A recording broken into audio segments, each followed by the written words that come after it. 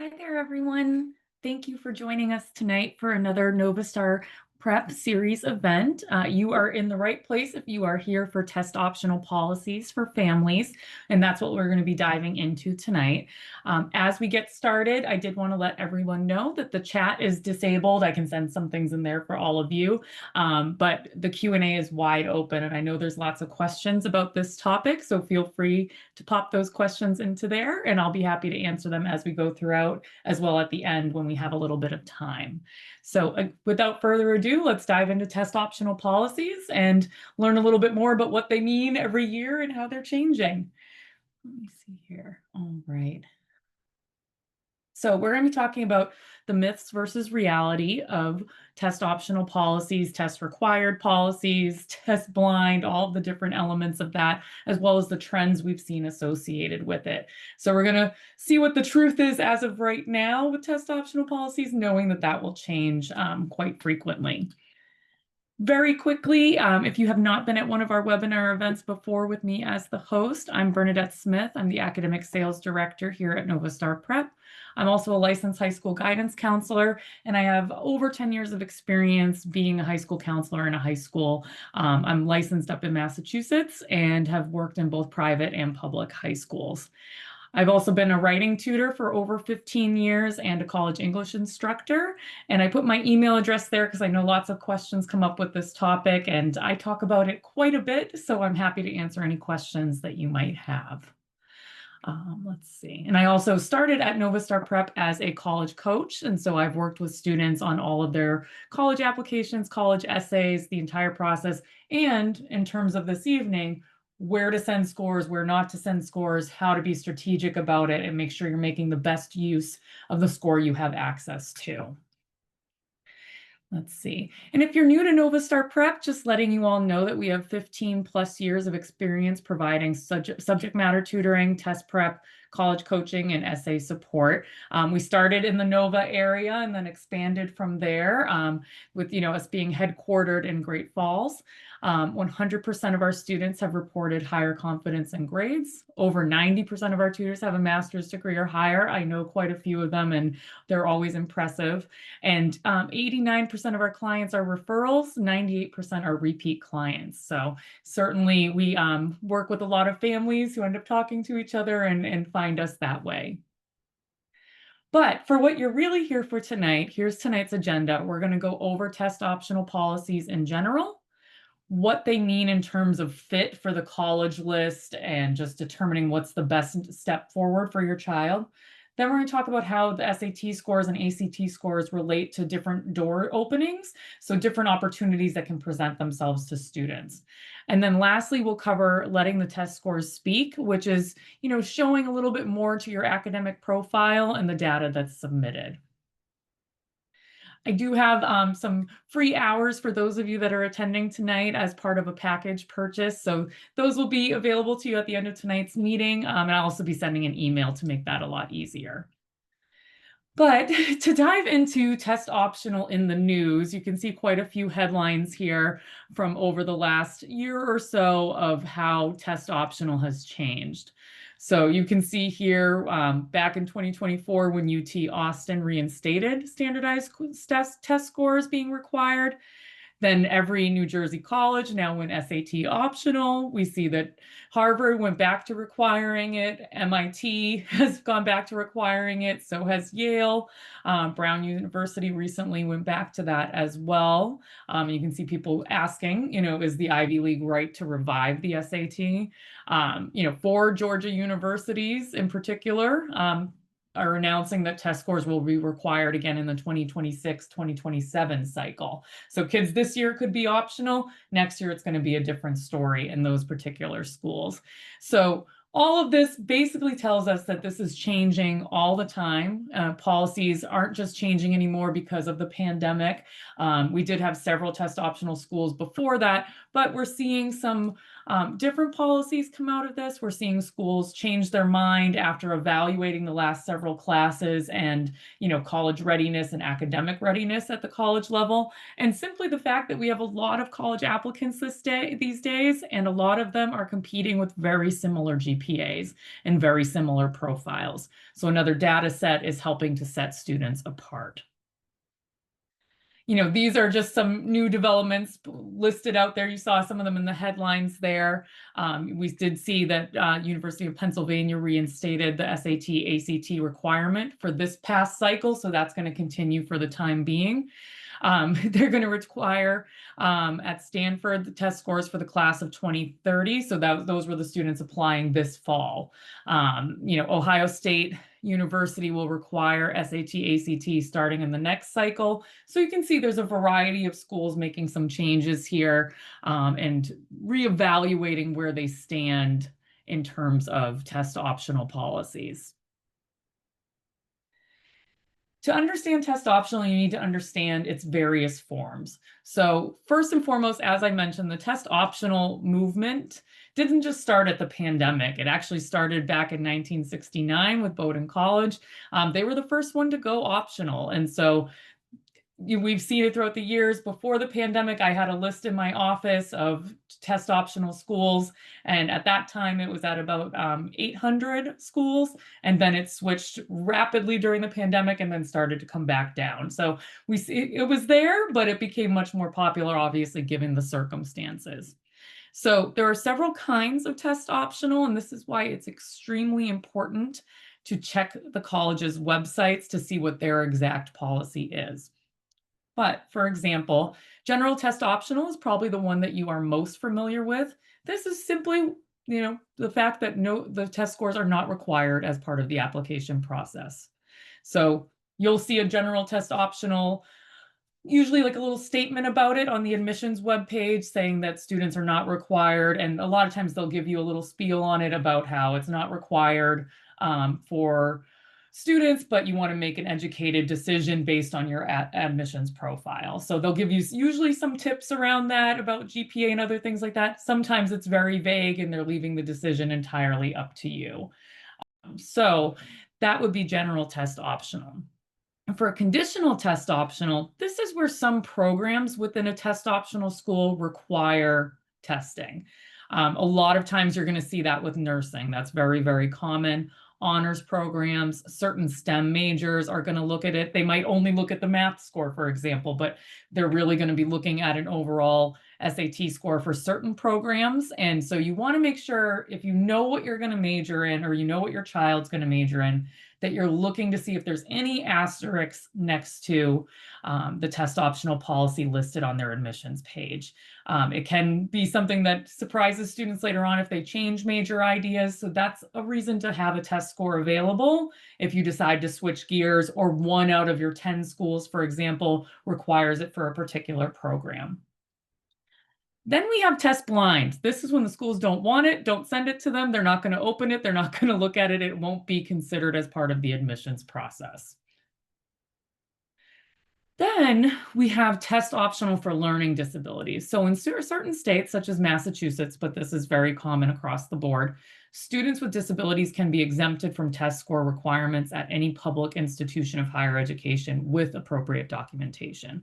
So if a student was on a 504 or an IEP during high school and they have documentation within the last 3 years so that it's very up to date, very valid, they can, at certain state universities, make sure that they can be exempted from the test required nature of that admission cycle. That being said, sometimes when you check that box, then an essay box populates and then the student has to write something additional to kind of make up for not submitting test scores, especially if it's a required institution. Then This is one over the last couple years that's become a little more popular, Test Flexible.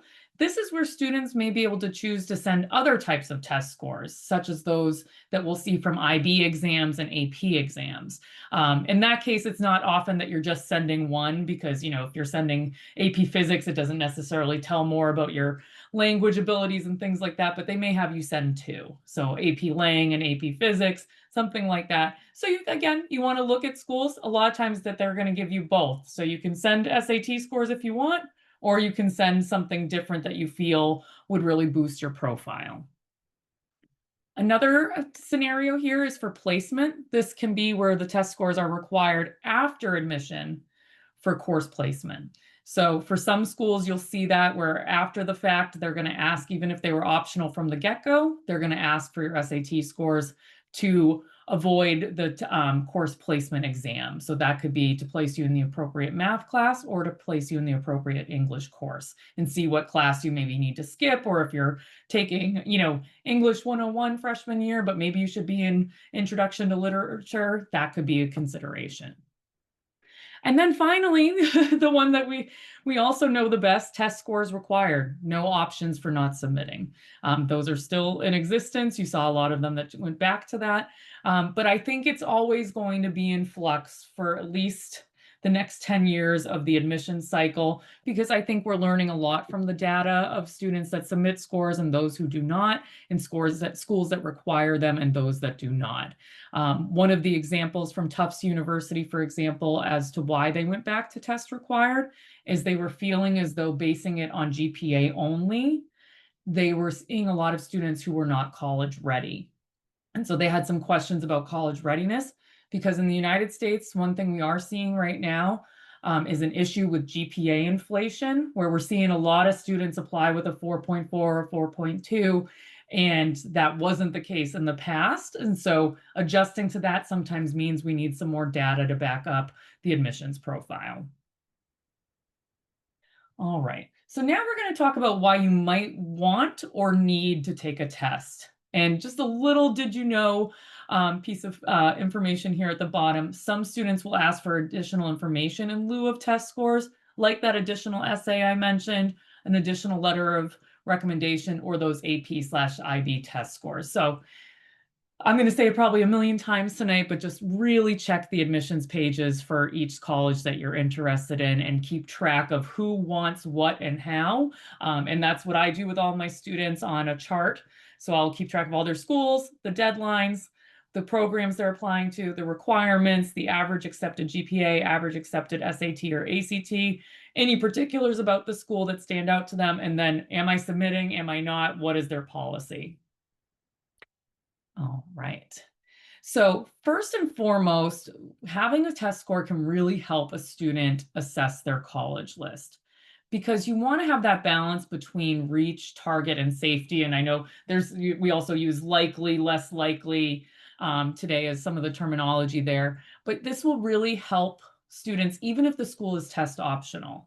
So you can really see if you're looking at those students who were previously accepted, you can get a sense of the average SAT score that's been accepted in the past, and you can get a sense then of where you land in terms of that last accepted class of students.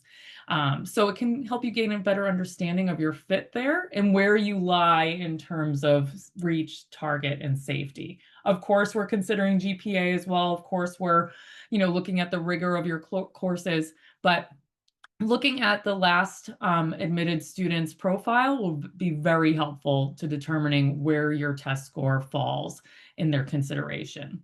And so, you can identify whether or not your list is balanced, if it's realistic, and if it's varied enough to be really manageable for the admissions process. So for example here, when we refer to safety or very likely schools, this is where the applicant is pretty positive they would be admitted. Their GPA and their test scores are notably higher than that average admitted student that I mentioned before. That's something, if you want to Google it for each school, just put in like accepted students profile and the college's name. That will pop up that way. Definitely, if you go to their admissions site, you'll see information from the previous admissions cycle, and that will help you see that. Then we have target/likely, and this is where the student feels reasonably confident that they'd be admitted. They're right there with the average accepted students profile. They feel as though they're competitive, no guarantees, but that this definitely is a good fit. It's in their wheelhouse. And then reach and less likely, this is where the college's acceptance rate is typically pretty low, and that it's, we're seeing those 25% or less for accepted students rate. This is when a student's profile would put them at the lower end or far below the admitted student spectrum. So for example, if a school boasts an admitted student GPA of 4.2 and a student has a 3.2, we would consider that a reach school for them. So if nobody has any questions, I don't see anything in the chat or in the Q&A about test optional policies in that sense, or about reach, likely, and target schools. I'll just put in a couple links there to be helpful if you do have more particular questions. But now we'll dive into what the submitter advantage is. So this is some of the research we've done and other organizations have looked into over the last several years since the pandemic about why institutions might prefer students who submit more data. So you'll see a lot of different admit rates here with tests, without tests. Some schools are extremely transparent about this, other ones not so much. But a good example here would be UVA. So for example, the students that were accepted with tests was 26%, whereas without tests, it was an acceptance rate of 14%. So that gives them a testing advantage of 89% if you're sending in your scores. I have another number specific to that on the next slide, but that just gives you a sense of where this, certain advantage can lie. For example, there with Boston College, 29% acceptance rate if you submitted scores, 11% accepted rate if you did not submit scores. There's a lot that can be said about that and what that means, that typically at certain schools, we're going to have students applying with higher test scores, and that just might be how it unfolds at that school. You can look down for some other examples here, like over at Georgia Tech, even though now they've gone back to required. When this first came out, 22% acceptance rate with tests, 10% without. Those are pretty big differences, even if we're considering that students typically are going to want to submit more at some of these institutions. Oh, no question. All right. This is another one. It's a little blurry. I can send it to you all, but it has a lot of the same colleges there. So the admit rate without the test, the admit rate with the test, and you can see in the green that we're seeing the admit rate be much higher. You see the University of Georgia there, you see University of Southern California, all of them, Vanderbilt, it's a little bit almost even there between the two. So you want to be looking up this information. You want to be working with a college coach who can tell you the truth about test optional admissions at a particular school. There's a lot that we can find out and help you feel really confident in your decision about whether or not to send. A lot of times, even if you feel like it doesn't match up with the school, you might feel compelled to send based on that information you learn from things like this. So seeing it in a little bit more plain writing than that graph, at the University of Virginia, the overall admit rate was 20%. But 72% of the admitted students, so 72% of 9,875 admitted students submitted test scores. That's a huge number. Again, it's a challenging school. A lot of students who apply there have very, very strong admissions profiles, but that does tell you quite a bit about it's a very tough school to get into, and those 20% who got in, a vast majority of them submitted test scores. And then for the University of Georgia with their early applications, you can see that the admit rate for students who who sent in their scores saw a 49% admit rate, whereas non-submitters were only at 26%. So as you go school by school here, some of them you'll see more even, like Vanderbilt. Other ones you're going to see, here for Emory, for example, 50% of the 33,780 applications included test submissions. Those students who submitted scores, 69% of them, and had that 69% accept rate, giving them a 55% advantage having a test score. And then we've got Tufts here too in their early admissions. consideration that they had an equal split between submitters and non-submitters. But when you think of all of the admissions process, so that's early action, early decision, regular decision, submitters had a 33% advantage. Oh, I already put Emory. We've got an updated one that submitters had a 122% higher admission rate at Emory. So that's a school you're going to want to send your score. And then Penn here, we've got submitted students who submitted SAT scores and early decision round saw a 94% better admission rate. Again, a lot of times in early decision, though, it's a given that you're submitting your score because you're competing against a stronger pool of applicants. So the submitter advantage is very real. It's very present. Some schools are extremely transparent about it. Other schools, you have to dig a little bit to find some more information. And I always encourage students and families to meet with admissions reps and, see what you can glean from that. But the big takeaway here is that more data is better in these cases to help weigh decisions between students who have very similar profiles, to get a sense of, GPA and SAT score, how they align with one another, how it all aligns with the rigor of your coursework. What we're seeing at the very least from a good pool of schools, and by that I mean a good number of schools, is that more data is simply a better approach. Things to watch for, like I said, that limited transparency.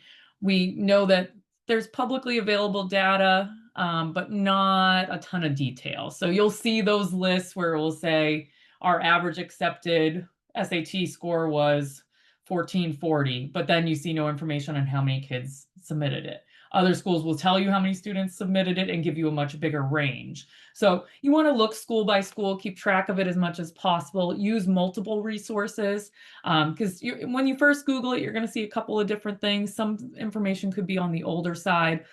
You generally speaking can trust the College Board's information. You certainly can trust what you're seeing on Naviance, and then certainly the college's websites themselves. But some other things you might see pop up on Reddit that might not necessarily be accurate any longer.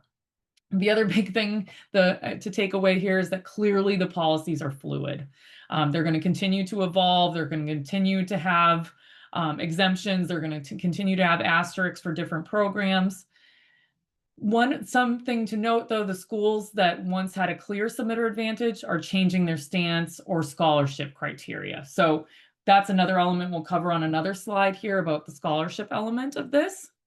And frankly, just that context matters. So for some students, there's going to be a huge benefit to submitting scores.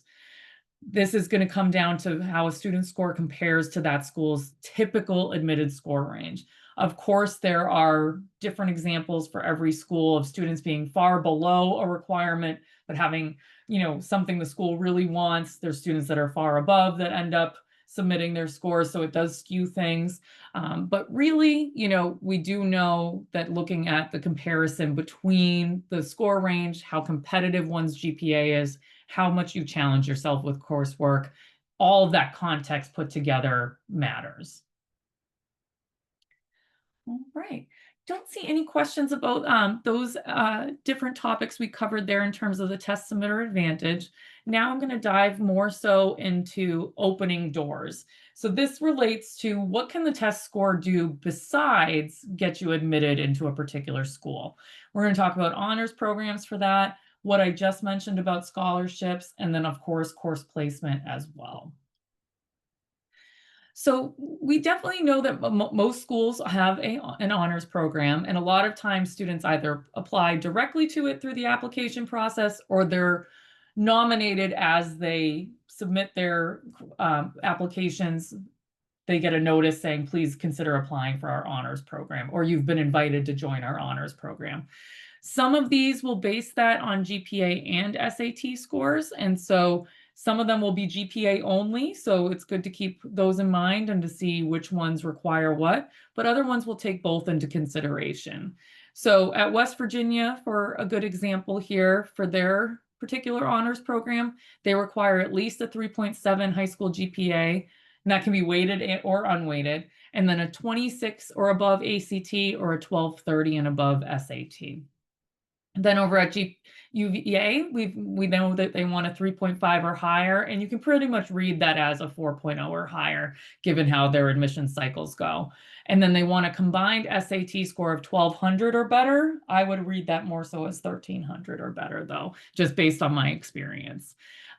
Then, University of Pittsburgh, they want a 1450 to a 1500. They're very, very clear, or a 32 to 33 on the ACT, and then about a 3.8 unweighted GPA. So all of these things you can find out about all the different honors programs out there. As I mentioned, some of them won't have an SAT requirement, other ones will. So if this is something of interest to your students, if this would be something that they would want to make sure as part of their college experience, this is another area in which it's very clear that they need to have a test score. More likely than not, they need to have more than one so that they can super score. So generally speaking, my suggestion is to test at least twice so that you can super score. Typically speaking, we're going to see 3 test dates, just because if a student's trying to get a little bit more maximization of their points on that 3rd test date, once you hit 4, 5, and 6, students start to plateau in their scores. So we don't want it to become that you're chasing the score forever, but you do want to at least have 2 scores so that you can super score, or you just have a better test available to send in. Students may be interested in attending a school with an honors program because they want to take advantage of honors housing, where you're, situated on a floor or an entire building that's other honors students who have similar interests that are in your classes, so you can easily form study groups and bonds over the different activities you're doing together. A lot of times this comes with a jointly conferred degree so that students are graduating with the honors that the schools typically give out, as well as graduating from the honors program. That can be extremely helpful when it comes to job applications, applying to grad school. Those are things that certainly stick out from the collegiate level. One thing I know a lot of my students have loved in the past is that it often gives priority course registration once you're in it, so that you can pick those better timed classes, those electives that you really want. And so that's a nice bonus. A lot of times you'll have a mentor, either an older student or a professor. Lots of research opportunities, so you're going to have an edge on that. Some social events, there's different honors programming that students can participate in, and regularly scheduled lectures and learning activities. Depending on the school, some of them have a professor living in the honors program. Sometimes they have one that rotates out and gives lectures twice a month at a particular one. It's different at every school, but they can be a really great way of students immediately finding a cohort of students that they are going to study with, become friends with, have similar goals. It can be a nice way of getting started. Then we know about merit-based scholarships, and some schools are very particular about SAT, ACT with it. Other schools are not. So those schools who won't offer merit-based financial aid to non-submitters, we know that they're going to go just on GPA for that, and then other things that they consider for merit. This does not include what we're thinking about for need-based aid. That's an entirely different animal, but merit only. You can see sometimes either they won't offer it without an SAT score, or they reserve the largest aid packages for students who do submit. So for example, Hofstra here, they'll give you a little bit, but they're not going to give you the full amount that you could have received had you submitted scores. So you're going to see that also some non-institutional scholarships are based off GPA and SAT, ACT scores. Those would be the ones your students are applying for either nationally, not through the college, or through the high school come this spring when they release all the local ones like the Knights of Columbus, anything with the Rotary Club, local scholarships, ones that come from parents, employers. You'll have to see on each application if they require an SAT score as well. So as we continue to go through this list of you might need a score if, and you might want to score if this happens, it's very clear that you want your student to have at least one score in their back pocket for these scenarios, and to make sure they're not missing out on any opportunities, because not every scholarship requires that it's a 1400 GPA either. It could be that they just want to make sure you have over an 1100.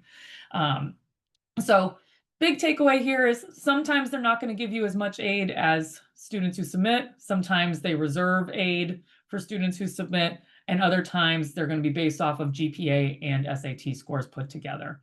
That doesn't mean there aren't ones out there that are GPA only, and you still want to go after those, and they still exist at all of these colleges. There's just some where you're going to see it's much more closely tied to GPA and test score. Then we mentioned this earlier in terms of course placement, but even, they may take it after the fact for course placement. And so that could avoid a student taking the AccuPlacer or similar placement tests, taking a test during orientation or online over the summer. So some of them will take those, and that will be an easy enough way of assessing which class you should be in. It could also just bypass the need to take a placement test. So, sometimes they'll use it, as a gauge, and then they'll also have you take a placement test. This could bypass it altogether.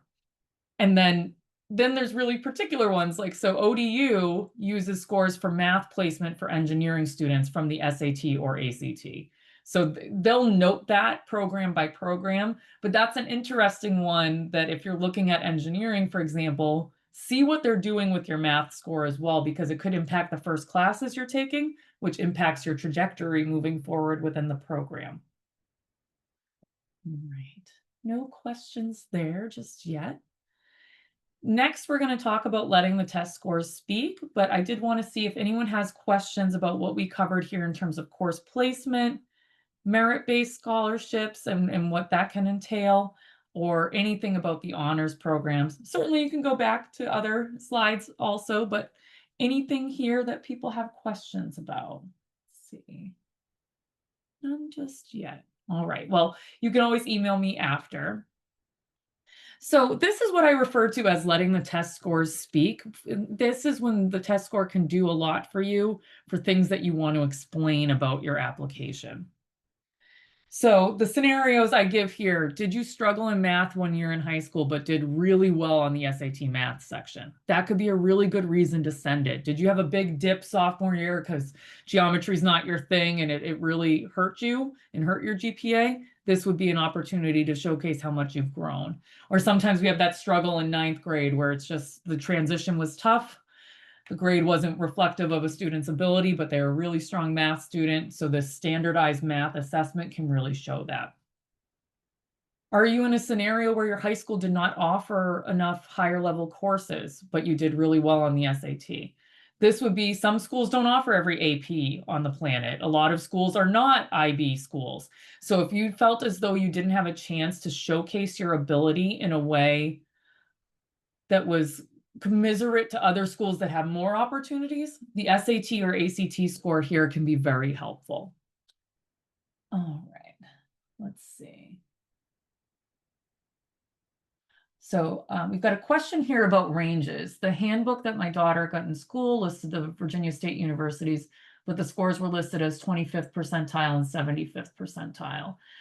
So what they do by that is, like, for example, we have percentiles for all of the testing, like what does it mean if you've got a 22, what percentile are you at? But when they're referring to it in this sense, they're looking at what 25th, the 75th percentile of their students submitted in that range. It's very specific, and so you can see that. Like, let me see here because I have this available.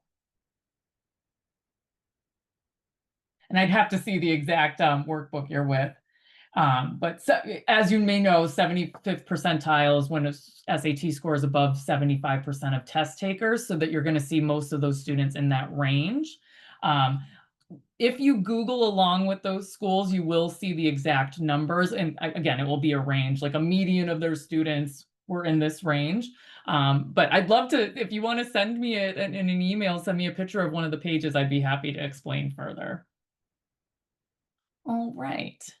And then here, let me make sure we're still on the right page. Great. If a student is homeschooled, and that may not be anyone in this audience tonight, I know a lot of our partner schools are here, but you may want to submit scores when helpful, when it's required, if you feel it matches up well. And then if you need and want financial aid, I do strongly suggest taking the test. I also strongly suggest that families who do not think they'll receive financial aid complete the FAFSA form. So there's a lot of different reasons here to take it and to submit it. And while your student might not find themselves in one of these scenarios, they may find themselves in the merit-based age scenario, or they might find themselves, you know, in a position where they see that course placement is important, or they see that they're a little bit below, or they don't know where they stand in terms of an admissions profile at a school. So that can be a reason to take a mock test as well to see what your baseline is. So it's no harm, no foul. Those scores are going nowhere except for somebody like me who's going to go over them with you. And then it becomes an easier, less stressful way to get a sense of where you stand and where you need to go to get to where you need to be for the schools on your list. That being said, not every student as a sophomore or a junior has their college list complete, but you may have a range you want to reach for. So you may say, I'd like to get over a 1200. And as your college list develops further and you take a mock test and you see what you have, then you may say, okay, now my goal is a 1250, or I know that this school wants a 1350. What do I need to do to get there? So that's why I do recommend that sophomores take mock tests with us as well, and certainly our juniors, but it's not really too young to take it at that point. We have ninth graders who take it as well to really get an assessment of, is this because I'm not in this math class yet and I haven't learned this yet, or is there a deficit here? Just to get exposure to the test and build up that test taking endurance. There's a lot of reasons, but in terms of test optional policies, it will at least let you know what a student's baseline is so you can get started in making that balanced list. Oops, sorry there. All right. So, changes over the years, I've probably said this a few times now, but schools will continue to assess and reassess their testing policies. We'll see it all the time. Somebody may attend this webinar in 3 years and that news page is completely changed and Yale went back to test optional and University of Tennessee went to required, and all of these things could happen. So that's why it's really important to pay attention to all of their websites and to really just, if you are unsure about how it's phrased, if you're not clear on what it means for each individual program, just call the admissions office. It's not bad to dig deeper. Your students should do it on their own, I would suggest, and call, and that shows, great interest in the school, and they do make note of things like that. But knowing that it's almost always in flux, reaching out to the people at the core of making admissions decisions, it's never a bad idea. And if you ever have a question about a particular school, you can certainly also ask me. All right. So you may be asking yourself, but what does optional really mean? And unfortunately, my answer is it depends. Optional comes into play when optional is your only option, meaning a student believes their test scores will truly, truly hurt their chances of admission. If it is significantly below what is required and it will be a red flag. Or if they did not take the test at all and therefore cannot submit. Or an admissions representative encourages the student to not submit. I have had students meet directly with admissions officers who's like, your profile's great. If I were you, I would leave the SAT off of it. Not all of them are going to be that helpful or that transparent. A lot of them will give you the typical line of like, this is a personal decision, which it certainly is. But a lot of times you may develop a nice relationship with an admissions rep and you can ask them point blank. So again, my feeling is you're only going to choose optional if you feel like it's going to hurt you, if you don't have a score, or if you have another strong reason as to why you shouldn't submit. 9 times out of 10, for most of my students, I'm going to tell them to submit. That is a big percentage, and it does depend on a student's GPA and the rest of their profile. So of course, it's hard to give that advice randomly, but there are a lot of cases where it's going to be a good thing, but you do need to go school by school. And I think that's why it's very important to work with your student's guidance counselor, to talk to the admissions reps, and to work with a college coach to make sure your list is built correctly and you never feel as though I made the wrong decision sending or not sending. All right. So these are the upcoming official test dates, just so everyone's aware. The December 6th, you would have had to register by now, but then the SAT takes a break. So then you don't have a January test or a February test. So it jumps to March. March is an excellent test date for both sophomores and juniors. It's actually one of my favorite test dates, especially if you take the December and the March for kids looking ahead for next year. But also March lets you choose if you need the May or the June test. Not as much is going on at school in March, so you're not competing with finals and AP exams. That can be a really great chance to take it. But then the College Board gives you 2 chances in May and June to take the test as well if that fits better with your schedule. So that's another thing to think about there. Some students swear against taking it in May because of AP exams and other things going on with sports or theater. Some students feel very comfortable because it's before finals get underway. But that again, March 14th can be a really good sweet spot for students. If this is your first rodeo with SAT, you need to know that the test is entirely digital now with adaptive scoring, and students with documented disabilities can request a paper-based test. So in those cases, it's a very particular thing to work out with your school and an accommodations request with the College Board. Otherwise, every single student is going to be taking the test online and doing so with adaptive scoring. So we do webinars on adaptive scoring and what that all means, but if anyone has a question about that, I can certainly give a brief explanation as we go through the other test dates here. ACT, their upcoming test dates are December 13th, February 14th, April 11th, and June 13th.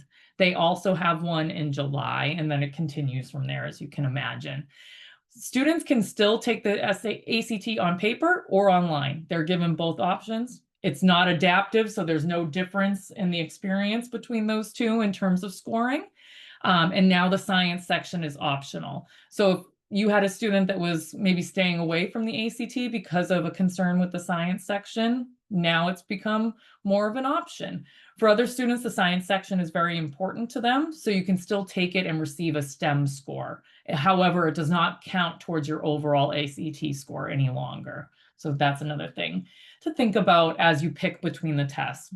Choosing the right test can be a really big decision and a big important one in the sense that you want to choose the one where your student can showcase their knowledge in the greatest way possible, where they feel the most comfortable and confident. And so a lot of students will take an SAT mock test with us and an ACT mock test and then see which one is better. There's a concordance table between the SAT and the ACT where we can see what one means versus another. So that's a way of saying, okay, I got a 26 and what does that mean? I'm not sure, or, if you get a 15, for example, on the ACT, what does that translate to on an SAT? That would be like an 870, and then other options from there, So I think it can be important to take both and see, and also just have a conversation with somebody like me about which test might make sense based on what you know about your child. There's more geometry on the ACT. If your kid's not a geometry kid, that might not be for them. Far more algebra on the SAT. Might not be for them if that's not their strong suit. So there's different ways you can make that decision. And then one of the ways you can make that decision is we do have these 2 upcoming test dates where you can see a little example here of what our scoring system looks like. This also includes 1,400 practice questions and just a sense of getting that baseline I mentioned before to start to build the college list around it and just start to be able to say, I know that this is a safety school for me. I know this is more of a target. What do I need to do to get to my reach school? And so we have one on December 13th and then an ACT on January 17th. If those dates don't work for you, we can also administer it at a time that's more convenient for you as well. I know weekends pile up with competitions and plays and different requirements and activities. So if those don't work, we have other opportunities. And students will get really in-depth analysis so they can see module by module or section by section on the ACT what they need to work on in order to improve. In terms of test prep, let me see here. This went by very fast. I normally get 16 questions, but just test prep, we pride ourselves on that, but we're also a subject matter tutoring testing organization, so we can help with anything. There's a lot of information here too, just about in general prep. So as little as 6 to 8 hours of personalized SAT prep can lead to an average score increase of 90 points on the test. So just getting a little bit of help can even be really useful. We also know on the ACT, with the way the test is structured now, some really structured support can help you make larger score jumps in a shorter amount of time. And most high school juniors improve their scores when they take the test again for a second time. So that's something you want to do because truthfully, you get used to the test the first time around, and then the second time you feel more confident. So if you imagine taking a mock test first, then taking your first official, you'll feel more comfortable then moving on to the next, and then you'll feel even more comfortable at that point. I did mention college coaching as a way of really filtering your list. So again, something to consider to make sure that you feel confident about whether or not you should submit. That's something I did with my students quite a bit. I did it with my own daughter, who's a sophomore in college now, and went through about where she should submit, and just some considerations about other schools and if they're truly optional or not. It can just be nice to have a third person to help with that. My daughter didn't want my help a lot, and she had a guidance counselor living in the house. So sometimes having a third party can be really helpful there. So in terms of next steps for families, you do want to identify your test score goals and then speak with a professional. That can be me, that can be your school counselor, that can be a teacher that you trust or your student trusts, that can be an admissions rep. You just want to see what score you're looking for based on some of your goals. We know with certain STEM majors that they're looking for higher scores, and certain engineering programs, health related fields. Those are things you want to look at. And just a sense of where can I go from my baseline? You know, if I start at an 1100, what can be my ceiling in the next couple of months? How much time do I need to jump from a 22 to a 28? So identifying those goals and talking it out with somebody and knowing when to take the test too. Should I take the March one, or does that not make sense for my student? That's why taking an ACT or an SAT, you know, like all of my appointments earlier today, we're talking about whether or not parents should take the students should take the ACT or the SAT moving forward. You don't want to study for both. So, you know, in those cases, taking the test can be really helpful. I know it's not the most fun Saturday your students ever had, but that can be a great way of doing so as well. And then from there, you create your test prep game plan, which is something we would work on with you to make sure you have those dates chosen and you feel comfortable with the plan. Any questions at this point? I know this was a little bit of a quicker one. Normally we run over a couple minutes because of questions, but if anyone wants to pop one in, feel free. I'll be sending you information after this and some links that would be helpful. And like I said, you are entitled to 2 free hours with us with a package purchase because you attended tonight. You just have to mention the webinar, but I'll send that to you in an email, and I'll be here to answer questions that you might have. So I'll give the chat a moment or two in case anybody wants to ask a question. You can also take down my email address there if you'd like to contact me after with a question of maybe something we went over briefly and you have additional questions about that topic, especially since this just keeps changing. So it's a good topic to keep up on. All right. Awesome. I don't see any right now. If you're typing right now, I'm going to give everybody a second just to see if one's coming in. But if you are all set for tonight, I thank you so much for joining. I appreciate all of your attendance tonight, and I hope to chat with you in the future about your students' goals and needs, and hopefully I can be a resource. Thank you all so much, and have a great night.